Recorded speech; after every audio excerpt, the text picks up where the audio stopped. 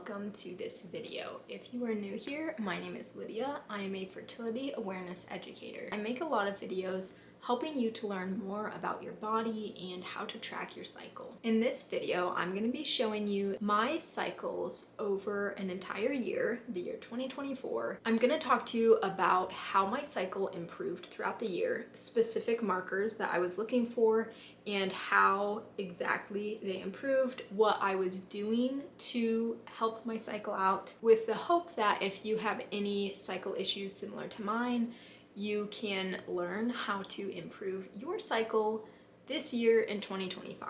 So without further ado, let's get into this video. If you have been watching my videos, you probably know by now that I keep detailed track of my cycles.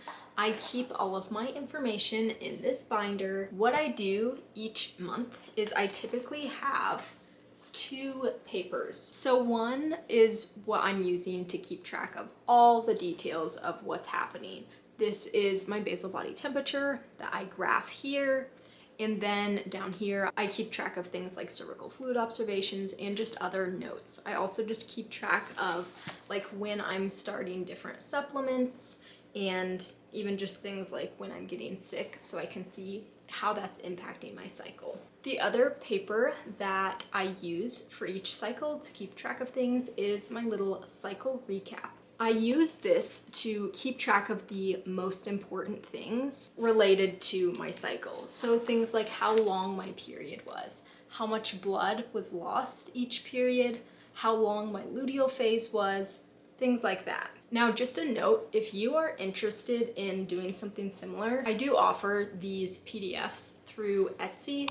Very cheap, very affordable. I want this to be accessible to everyone because I believe you deserve to have all of the tools, all of the resources to know your body better. So all of this will be linked in the description of this video if you're interested. The first month of 2024, my total cycle length was 29 days. My period lasted 5 days. My luteal phase lasted 11 days. I had 9 days of breast pain throughout my cycle, and I lost a total of 95 milliliters of blood. Just to give you a little bit of context, I personally would like to see a luteal phase that is 14 days long. That's a really nice length that gives you plenty of time if you're looking to get pregnant in the future at any point. You want your luteal phase to be long enough to allow enough time for implantation to occur before the uterine lining is shedding. That's just one of the reasons, but it is a very important one. Now, also to give you a quick description of what the luteal phase is referring to, this is the last chunk of your cycle. It is counted from ovulation day through to the last day of your cycle, so the day before your period starts. The shorter this is, the more we are concerned about progesterone levels and just the health of our cycle in general. We really don't want it to be under 10 days long.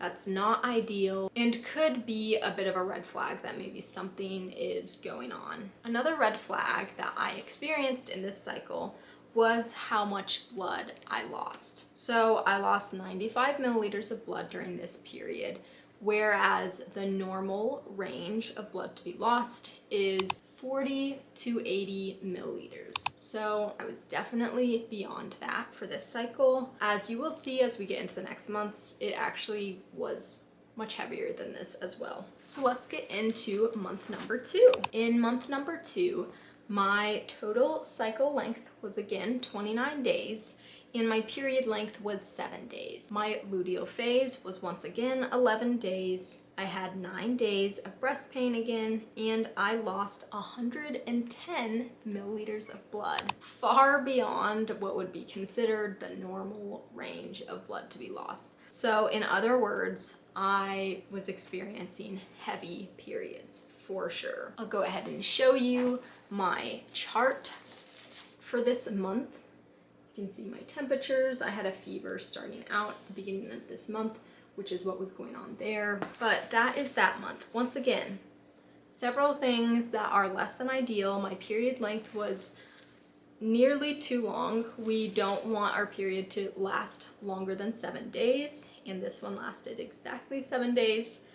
that combined with the amount of blood I lost, both are markers for heavy periods, something's going on. As well as, once again, the luteal phase, we would just like it to be a little longer. It's technically in the normal range, but it's not quite in the ideal range. Month 3, my cycle length was 31 days. My period length was 5 days. My luteal phase was once again 11 days. I had 4 days of total breast pain, so less this month, and I lost a total of 102 milliliters of blood. Once again, I will show you my chart for this month. Moving on to cycle number 4. The cycle length for this month was 30 days. Period length was 6 days. Luteal phase length was a little bit confusing. Ovulation was a little confusing for this month, so I have kind of a question mark. It was possibly a 13-day luteal phase, but once again, ovulation was a little bit odd, so I think that date might have been off, and it wasn't a true 13-day luteal phase, which is something that can be helpful to know because our cycles aren't always super crystal clear, and that's okay. We are humans, we are not a textbook, and that's just how things are sometimes. So moving on, I had 11 days of total breast pain, and I lost a total of 110 milliliters of blood. So still experiencing quite heavy periods at this point. So here is my chart for that month. Cycle number 5 was 29 days long. The period lasted 6 days. The luteal phase was 11 days, and I lost a total of 126 milliliters of blood. This was my heaviest logged period, and this was in May of 2024. Pretty heavy period going on at this point. I just want to show you, this is a better representation of my little cycle recap chart. I have it set up a little bit nicer here, and it kind of has the different categories like period, biomarkers, ovulation, and then luteal phase. And this is the one that I actually offer like on Etsy. I offer it in combination with the chart as well. So here is what this chart looks like. And if I'm remembering right, I believe this was the month, it was either May or June, that I started seeing my really good OBGYN who helped me figure out what was going on with my cycle. And we were able to figure out that I had elevated prolactin levels, which was part of the reason that was causing my luteal phase to be a little shorter than we would have liked, and potentially contributing to my heavy periods as well. So cycle number 6 lasted 26 days, so this is pretty short. The period lasted 5 days. I lost a total of 95 milliliters, so a little bit less than the past couple months, which is good. There were 9 days of breast tenderness, and the luteal phase this month was actually 12 days. So that was good to see. Again, this is my chart for month number 6, cycle number 6. Cycle number 7 lasted 31 days, and my period lasted 5 days. I lost a total of 80 milliliters, which is actually within normal range, which is great to see. I had a 13-day luteal phase and 10 days of breast tenderness. And this is what the chart looks like for that month. A little bit all over the place. That month, not really sure what was going on there. Moving on to cycle number 8. So this is the month of August, and this is where I really started to incorporate some things. I did start during the summer, a couple months earlier, taking a multivitamin, and I was doing that all throughout the year from that point. But it was actually this month that I was on cabergoline. I started it, but I only took it 3 times, and it was just a once a week thing. So because at this point we had discovered that I had elevated prolactin levels, and we were concerned that there could be a tumor on my pituitary, we just wanted to go ahead and be taking this medication in case it was a tumor, wanting to, right away stop the growth and get that under control if that was what was happening. You can follow my whole journey. I have a video on it or two. I have one that's titled My Hyperprolactinemia Journey, and I go into depth about everything there. But essentially, I did go ahead and start taking cabergoline in this month. This cycle was 32 days long. My period lasted 5 days. I lost a total of 65 milliliters of blood, which is great, right in the middle of normal, so that's great. My luteal phase was 12 days long, and I had 10 total days of breast tenderness. Once again, here is my chart for the month of August. Now, on to cycle number 9. Once again, there were a few things happening this month.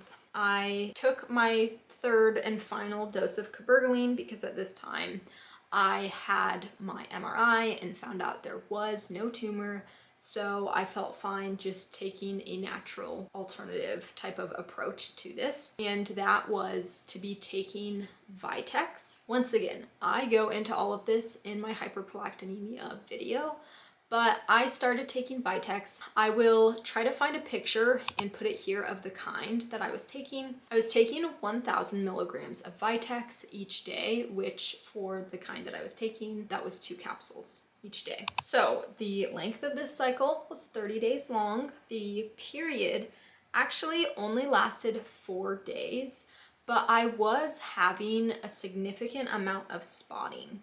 So although the real bleeding only lasted 4 days, I also had 4 days of spotting following my period. So there were technically 8 days of bleeding in total, but we typically count how many days your period is just as days that you are going through at least one pad or tampon each day. So the days that are spotting, that would be not even a pad is filled. It would just be, you're just wearing, a panty liner and there's just a little bit of blood on it. That's something that I've not been talking about throughout, but that it was something that I've been experiencing because I'm looking back now, and it was basically all throughout the year. Basically the trend was 3 days of spotting following my period. 1, 2, maybe even 3 days of spotting can be normal, but we don't want to see a lot of spotting. 4 days of spotting is kind of a lot, and it's telling me something's going on with my uterine lining, it's having trouble finishing up the bleed and starting to grow. Something's not quite right here.